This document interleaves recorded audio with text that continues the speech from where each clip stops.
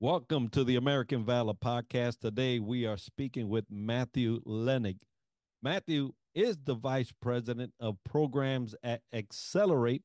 He is a distinguished C suite executive, a former Navy SEAL officer, and a combat proven veteran. As an accomplished author, keynote speaker, and executive coach, he is a recognized expert in leadership development, organizational transformation, and creating high performance teams. Matthew, welcome to the show. Tell us a little bit about you. I grew up in a very small town called Imperial Beach, which is now where the SEAL teams are located. But before that, it was in Coronado, which is about 8 miles away. Grew up with a single mother. Father was kind of in and out, but I was very fortunate to have a very strong mentor in my grandfather. And, he saw something in me when I was about 10 years old and really kind of honed in a lot of the leadership skills that he learned in the military. He was also in the Navy, and we'll get into that in a little bit, but really kind of set the foundation for me. Went to high school in Imperial Beach. Really enjoyed my time there. As a matter of fact, a lot of the people that I went to high school with that are really good friends then are still really good friends now. So it was a very tight-knit community. Grew up extremely poor, but that's okay because I had a really strong foundation in my mother and my brother who raised me pretty much. I think he was about a year and a half older than me because so it was kind of like the blind leading the blind, I guess you could say. But there was a group about seven of us, and we kind of just really raised one another, throughout our younger years. And then I got some mentors, that were in the SEAL teams around 14, 15. And that really kind of drove me. And then within a 6 month period, both my grandfather and my mother passed. And then my Uncle Patrick stepped in as my mentor. But at that point in my mind, I was like, okay, it's time to really dig into what I wanted to do. And that was really go into the SEAL teams. And so I went in and joined that next day after my mom passed away. And then they put me on what is it, the late entry program, I think it was called.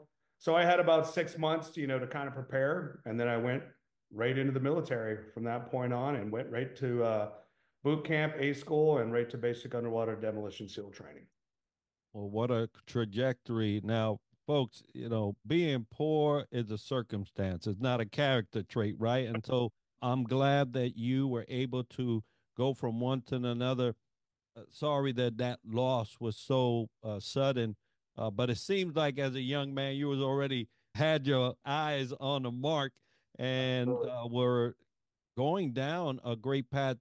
I can't thank mentors enough for what they do and what they represent in our lives. And I know that you're doing that as you are now in the executive, mentoring others and have mentored. That is kind of like the Navy way of life. But at the Bob Feller Active Valor Foundation, we strive to educate, support, and recognize by instilling the timeless values of service, sacrifice, legacy, and citizenship. And Matthew, I wanted to start our conversation as we position these four pillars for what we're going to talk about. But you mentioned something important, which is mentorship, and your grandfather. Tell us how that molded you. It was quite incredible because I was really kind of struggling as a young kid. And then I would say around 10 years old, it's like I said a little bit earlier, my grandfather really kind of saw something in me. And, he really kind of started pouring into my brother and I. And, he was a Mustang as I am in the military and, had a very incredible career. And he's known as the father of cryptology. So he was the gentleman that was on the original group of the On the Roof gang, helped break the Japanese code during the war, helped train some of the wind talkers and was very, substantial in Corregidor as well. And so he just started to really kind of hone in on us and really started to bring the values that you're speaking of, and of course, several others into our lives. And that really kind of, started my trajectory in leadership.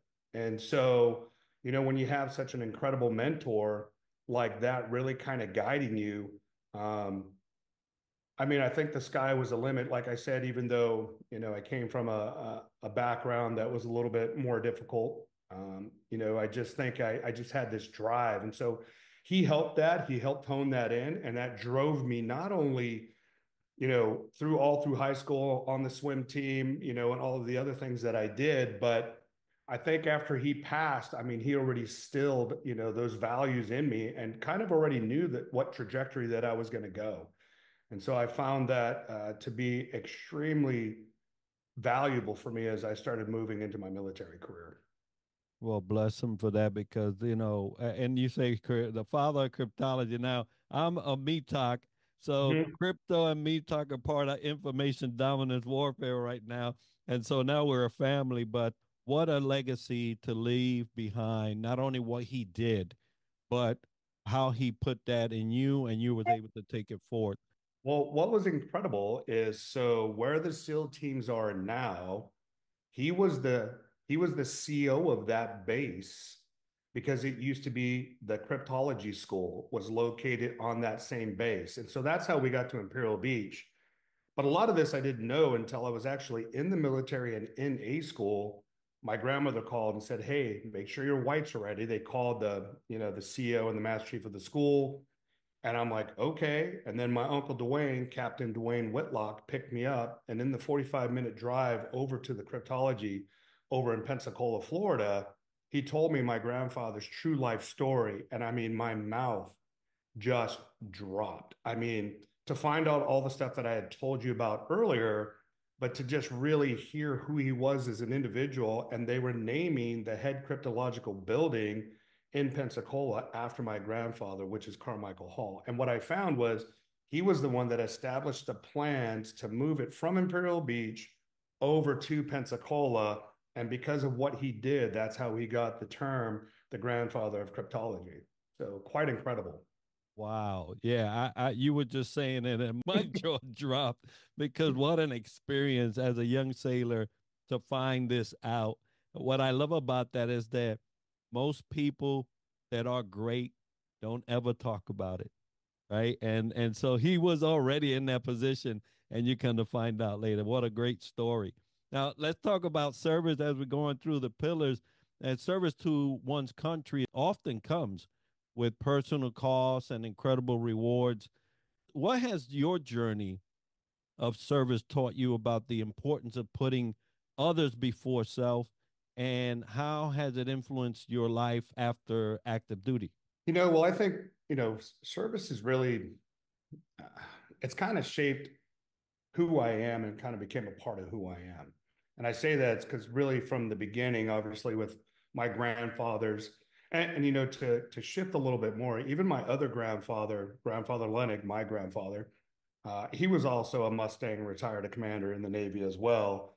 And, he was on a destroyer during the war and then was in some very highly classified projects that he never talked about even until his death. But what was great about that is when I commissioned, he was able to be there. And the sword he commissioned with was the sword he granted me over 40 something plus years later. So that was kind of amazing. So it really started, from a very young age. And so when I got into teams, I truly understood that the mission always comes first. And, personal relationships had to take a back seat to that, right? I had to understand that individual achievements, really meant nothing if they didn't contribute to the team or the unit, and that every decision that I made, had to be about the team because lives truly depended on it. So, the concept of servant leadership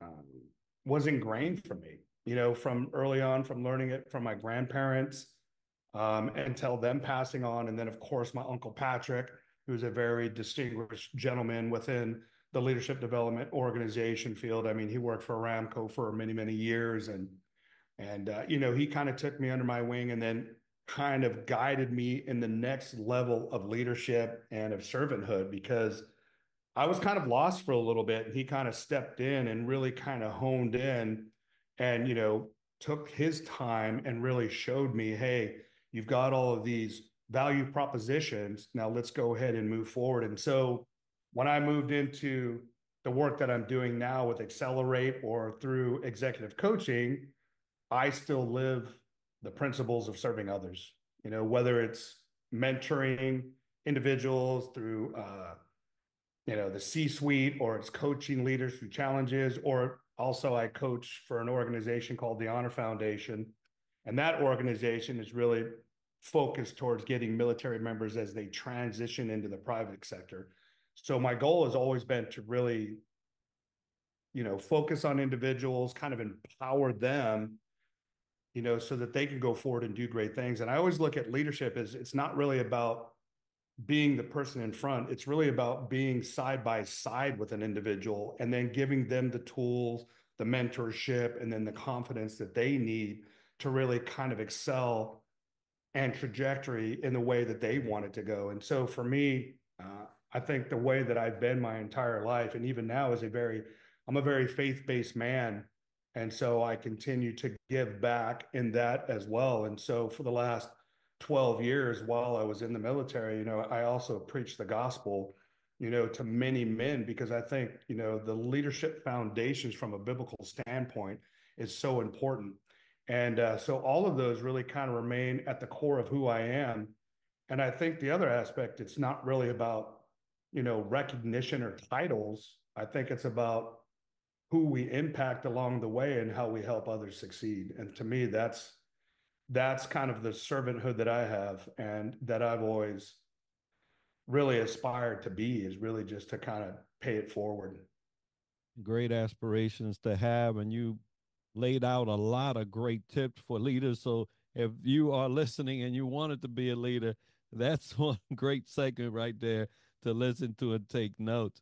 Now, you mentioned sacrifice, and typically we understand in service there are going to be some sacrifices made. Unfortunately, it's at the family level most of the time, right?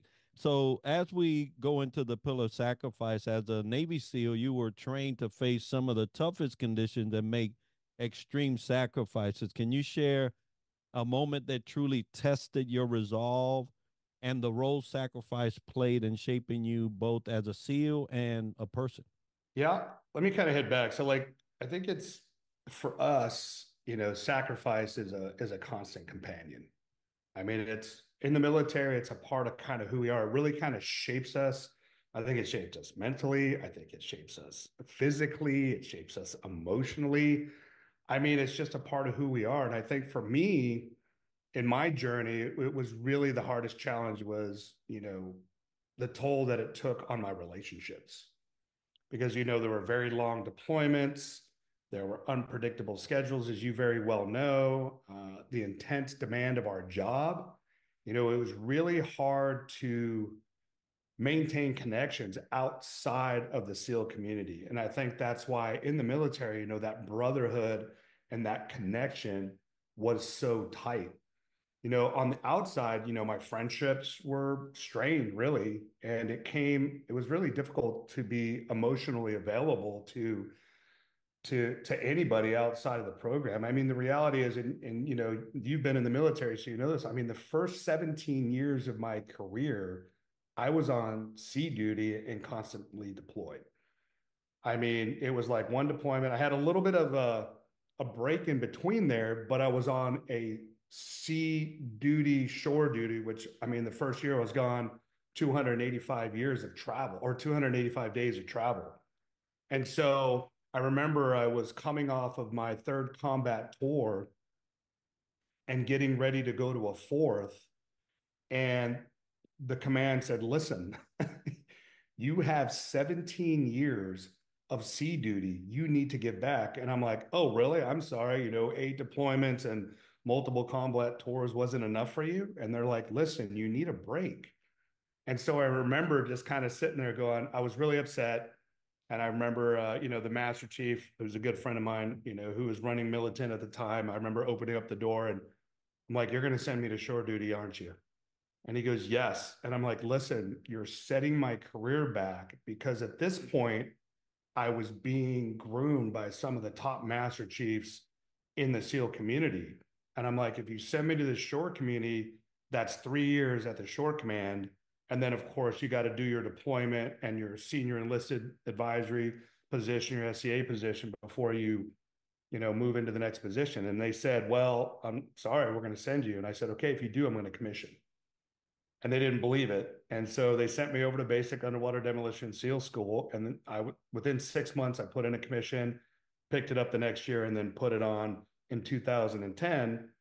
And then, I became a training officer, for the next 13 years, until I was handpicked, to command Naval Special Warfare Group 8, which training detachment, which is the undersea arm of NSW, which you're very well of, that's the SDVs, right? And so, but I think, when you talk about that, those are the sacrifices that a lot of people make in the military, that want to continue to operate and operate. And you don't really understand, the toll that it kind of takes on your body. You're not really sure about that, right? And so, but I think for me, what kept me moving was really the sense of purpose behind the sacrifice. I knew that every moment I spent training or deployed mattered. And not only did it matter to me, but it mattered to the men I served alongside of. And I think, over the course of my career, I would probably say that I mentored and trained over 2,000 special operators and enablers throughout my career. And, it was really an opportunity. I had to embrace it. I mean, I was there. So I really took it as an opportunity to prepare the next generation, and those moments were crucial. They really allowed for me to pass down the tacit knowledge that I had learned, that could help them and maybe save their lives. And the sacrifices I made, whether in relationships, health, or time, I don't think that they were burdens. I think they were investments in the future of the team itself. And, I led the operations for many, many years, and now it was a time to give back. And so that's what I did. And to be honest with you, I didn't really confront many of those combat traumas, or issues I had until I was getting ready to retire. But like we were talking about at the beginning before the segment, the organization now has an incredible process. And so I took 4 years to transition, knowing that, I was probably going to retire in 22. I mean, I was actually up for promotion and I denied it. And so, but when I was going through the process, I went back and got my undergrad and graduate level degrees, a multitude of certifications, great mentors. I went through the program that I was talking about, the honor program, the honor foundation. And then, our organization now has case nurses. And so they helped me with my medical record. And then I went through a very deep dive with the psych, right? With the doctors. And what I did was a little bit different. So I knew the psychologist very well, and I connected him with my pastor. And so they worked in unison. And they let me know that, hey, you're going to open up a lot of these floodgates, but I'm going to teach you how to discuss them, have conversations about them, and then close it up. And I came home and I had the conversation with my wife and my kids, and let them know that, hey, there's going to be times where I come home and I'm just mentally drained because I'm opening up things that I'd shut down, since my last deployment was 2007. So I was deployed 2003, 04, 05, 06, 07, which was all the beginning and the heavy fighting and all of that stuff. And, it was a lot. And so to deal with that and then really have my head clear, my trajectory moving in a great direction, it was all of that sacrifice, that I put in, and all of that stuff that I put in on the front end, for 4 years. When I got out, it paid dividends on the back end and really helped my transition out of the military be extremely smooth. Yeah, that's very important for those that are coming out to take that step into making sure that they're whole. Yeah, now I do a lot of executive coaching for individuals that are coming from the military into the private sector. So I coach a multitude of great men that are coming out, getting them ready for. I'm training, and I'm talking. I've had coaching sessions with O8s, O7s, O6, and all the way down to E5s. right? Because what I found that was very interesting is even some of the guys at the higher levels are like, I really have no idea what I want to do when I get out of the military. And so we got to make sure that we put them on the trajectory because, again, the suicide rate is extremely high right now. I mean, I've lost seven friends in the last year and a half to suicide, and so the more that we can do to prevent that and coaching these guys and getting them ready is extremely, extremely important. Absolutely. Now, you mentioned the future and the next generation as you are mentoring them, which leads to legacy. Let's talk a little bit about that. For many, the concept of legacy is deeply personal. So, how has your experiences as a Navy SEAL shaped your understanding of legacy? And what do you hope to leave behind for the next generation? Well, I think, legacy for me is, I think I break it down into three areas. So there's the personal, there's the spiritual, and then there's the professional, right? So for me, my children, without a doubt, are my greatest legacy. And, the lessons that I learned throughout the military, like my grandfather did for me, I do that with my children. I make sure that they understand resiliency and integrity and leadership and all of those things because, for me, that was foundational. And I praise the Lord for my grandfather because he was there just at the right time. And so I try to instill those values in them every day. I want them to understand that the true success lies in serving others and leaving the world better than they found itself, right? So I think that's extremely important. Then, of course, then there's my faith, right? And so I think that's extremely important. Our foundation at our home. And I think, what I found very interesting is when I was in the military, they were really good at teaching you how to fight and go to war and do all of that other stuff, but they were horrible at teaching you how to be a husband and a father. And so, I'm really laying that strong foundation, and I have been for the last 14 years in my family to ensure that we had a very strong biblical foundation in our home and that we instilled those values in our children. And even in my executive coaching, I lay that one of my first sessions is really making sure that the guy understands, iron sharpens iron, making sure that he understands his role. Like you're getting out of the military, but your role now is to be the leader, it's to be the provider and the protector for your family. And so for me, that is extremely important. And then, of course, the last one is professional, right? So the professional legacy really lies in the thousands of operators, from that perspective that I trained and mentored, knowing that the men and the women I worked with out there applying what I taught them and they're leading teams, that gives me, an extreme profound fulfillment. And then at Accelerate, I continue this mission by helping business leaders become more resilient and effective in their roles. So legacy for me is really about, it's not so much about the personal accolades, it's really about the people, that have helped become a very better version of themselves. And you know, I think it's also really, really important to give back. I've found purpose and value through volunteering at the church, staying connected with the community of faith. I also support organizations like I stated, the Honor Foundation or Beyond the Brotherhood, and those organizations provide crucial support for our veterans, as they transition into the civilian life.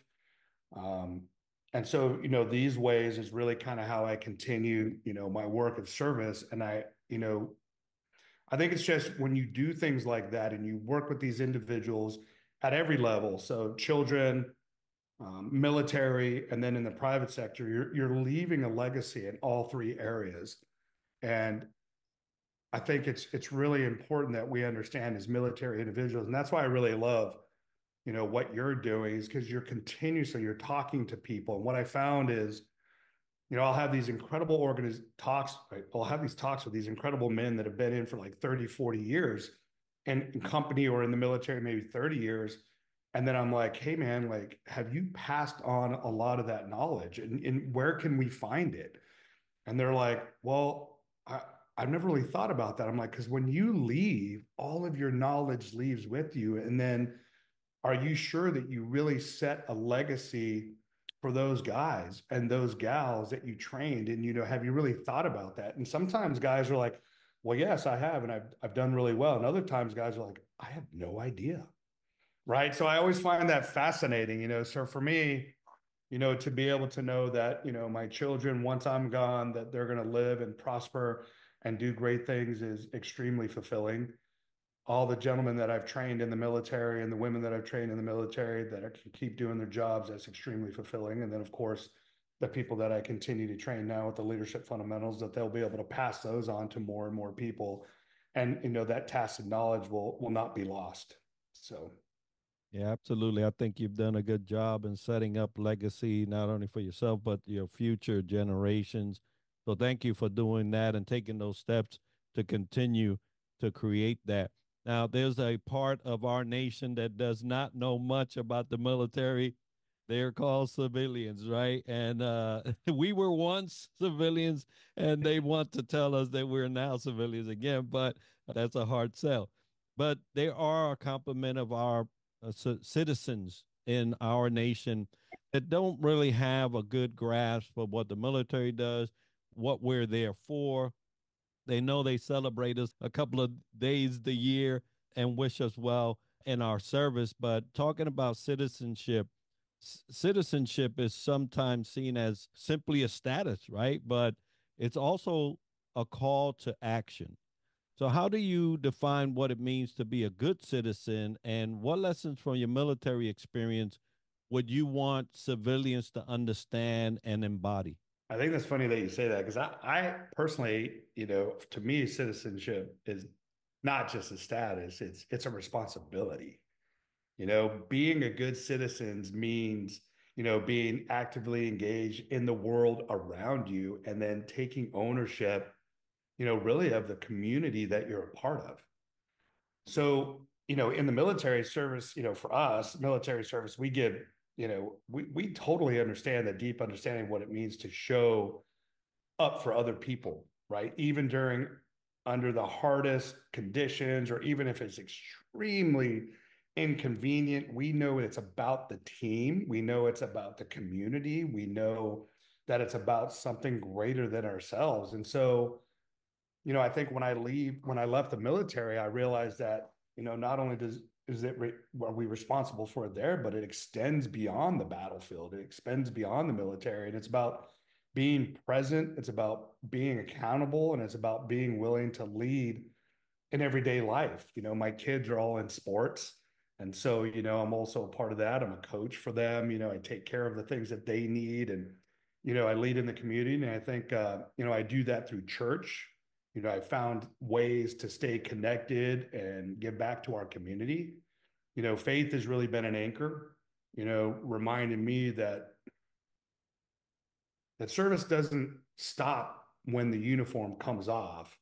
I also think that when you're in that position, you understand these things, so you have to pass it on, right? You truly have to make sure that your community is a safe place for everyone. And I think, also working at, the organizations like the Honor Foundation and other ones where, that really gives back to that community, really getting them ready to go from the military and transition into the private sector. That is, it's taking them, from the military community and then reinventing their value proposition so they know their value when they come into the other community, so that they can be good citizens outside of the military. Which, I mean, don't get me wrong, I mean, 95% of them are pretty tight and they get that, but the transition is like, how do I talk to regular people, and then how do I do that, right? And so it's really about those small intentional, micro moments where you can kind of bring it up, but then have a discussion outside of the military. Because you well know, when you first get out, it's all about the military, because you don't know anything else, right? So, you got to volunteer, you got to mentor, you got to treat other people with kindness. I call it reverse One of the things that I do when I work with companies that are bringing military in, I say, hey, listen, there's reverse mentorship. And what I mean by that is the organization is mentoring, this military person on how to be good in their company, but then the military person can also mentor them on accountability, resiliency, engagement, all of those things, accountability, the things that we learn in the military, right?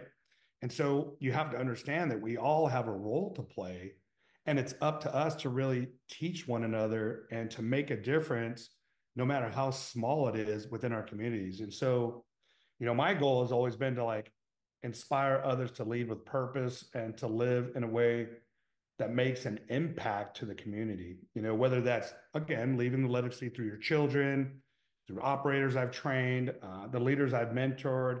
I really want to leave behind, that legacy, but I also want to make sure that the service aspect and all of that and the resiliency and all of those things that we have, we can bring to the community. So, I mean, I talked to several people within, my community here and in Houston, and we have talks all the time, and I'm part of the HOA and, helping with that as well. Because at the end of the day, it's not about, really who we are, it's about how we help others. And so for me, I think, we're going from the military community to our, civilian communities, and we just really just need to make sure that we correlate the two and then bring the two together. And I don't think there's anything that anybody in the military, they're going to bring such an incredible impact to every community that's out there. Yes, indeed. And Matthew, earlier we said speaker, author. Where can our audience find out more about you or any of the speaking events that you'll be having? So they can go on pretty much any platform. LinkedIn, you can go on Instagram, you can go on Twitter, you can go on Facebook. And if you just look up Mathew Lehnig, it'll pop up. Just remember it's Mathewlehnig. And I'm up on all of those platforms. As far as speaking events, those are usually internally with big companies and big organizations that I work with, and then but on my LinkedIn account, I've written probably over 150 articles. I also write for Forbes.